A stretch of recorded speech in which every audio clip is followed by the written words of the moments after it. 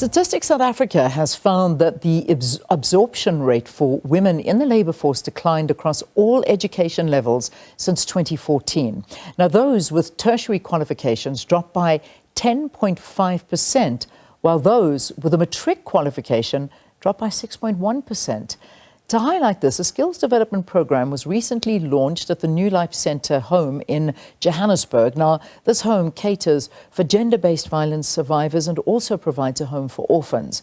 The aim of the program is to help young women by equipping them with vocational skills training to enter the job market or be self-employed.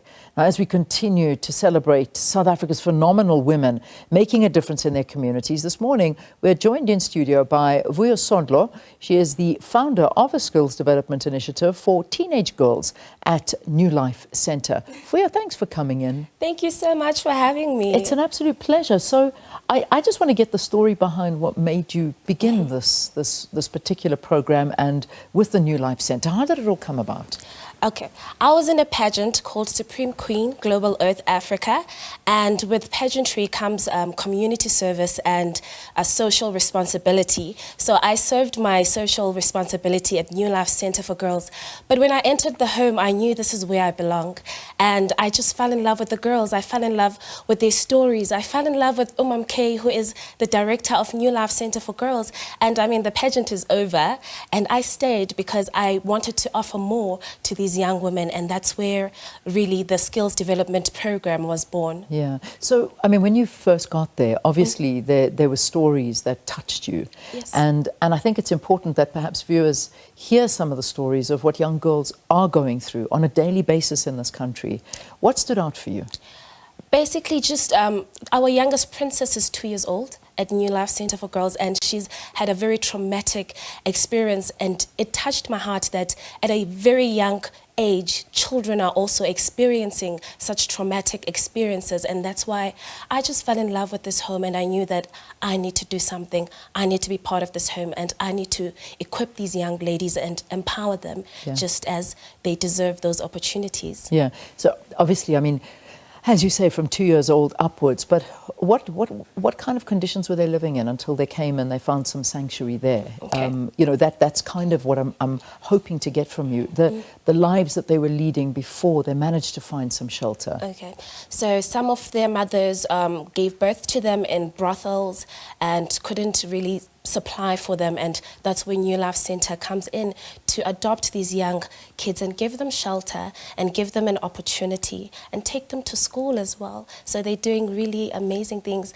and I know I could divulge in a lot of stories, but my mandate also as a worker at New Life Centre for Girls is to protect these young women, because some of the stories are very, very sensitive, and especially for a platform such as this one. But I just want to let you know that really these young girls went through really traumatic experiences in life. And that's the reality, is that the fact is that there is so much trauma in communities right now. Yes. And young girls are the face of all of this. And then, of course, not only the young girls, but their children. Yes. And this is it's a generational thing that we never seem to break. Yes. And this is where I imagine a community program like yours steps in and says, well, we've got to break this, and perhaps getting a skill is the place we can do this. By getting the skill, you can get a job and you can better yourself and your child and those that come after you. So what are the kind of skills that you allow the girls to be empowered with or help them with? This is such an exciting question, because I've partnered with people that are really close to my heart, who are my very close friends, successful in their own rights.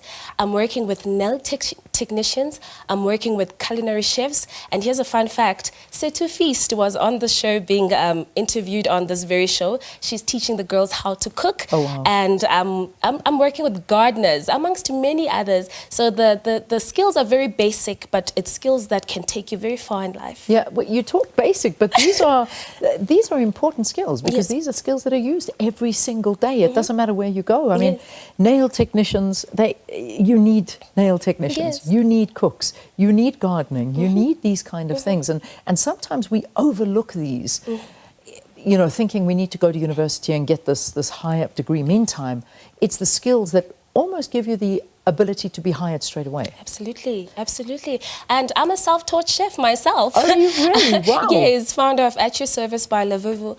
I learned how to cook during the COVID times where people were very uncertain about employment. I learned a skill and I started a business. And I guess also that's where skills development is really embodied in me. It's also something that I practice myself. Yeah. So getting people on board to assist and help these young girls, I mean, was it a difficult task to try and sign people up and say, look, come on, you got to help us here? I've been moving with purpose, Leanne. I've been moving with intention. And the people that I've approached also happen to be very close friends of mine. And their entities are women-owned. So they really do understand the importance of empowering the girl child. And that's how I got them on board. I sold them the vision and they supported the vision. So it was really not that hard. I don't want to brag, but it was not that hard. That's great. You can brag away. If you're making such a big difference, you can brag as much as you like.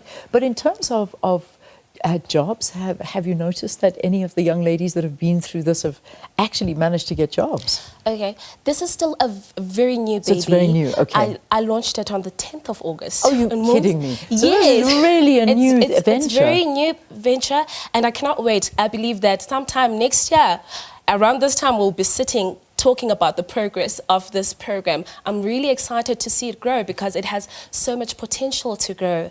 And the girls at New Life Center are already enjoying the program because it brings them not just, you know, the skills, but it helps them with self-confidence. You know, it's giving them independence and it's teaching them self-reliance. And it's really such an important program that is so close to my heart. And I'm really just excited to see it grow. Fantastic. Well, I mean, I wish you the best of luck with it, and certainly I do hope that it's sustainable and that you find that it does get longevity, because we do tend to start these things and then, you know, difficulties come along the way and, you know, some of the girls may drop out or some of your sponsors may walk away and you sort of find something else to do, but it's the staying the course that is so important. So I do hope that happens. But, you know, when you look at the statistics that we as South African live in and, you know, where in terms of tertiary qualifications for women dropping as much as they are, matric qualifications dropping by as much as they are, and women are the ones that are dropping out all of the time because of the burdens that they are faced. You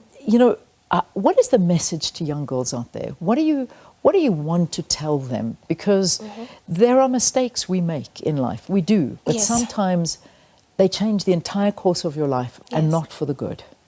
Oh man, that is so close to my heart.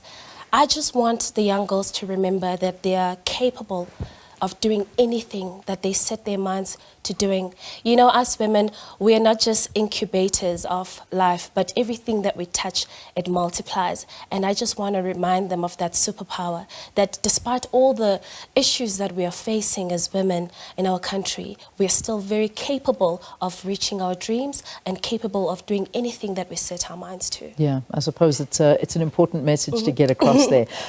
In terms of sustainability of the program, helping the girls once they're done, is that something you perhaps have in place as well? Because it is quite difficult when you get out into the real world. You have a job and now you've got to start making a proper life for yourself. So initially when I started this, it was just me lending a hand until I saw the importance of this very program. So I'm excited to let you know that I'm launching my own non-profit organization called Zanaba Youth Development, and through this I'll be acquiring funding that will further help me sustain this program and that might even help me expand it, because this is such a very important initiative and I believe it should be spread very nationwide and it should be a message that is communicated.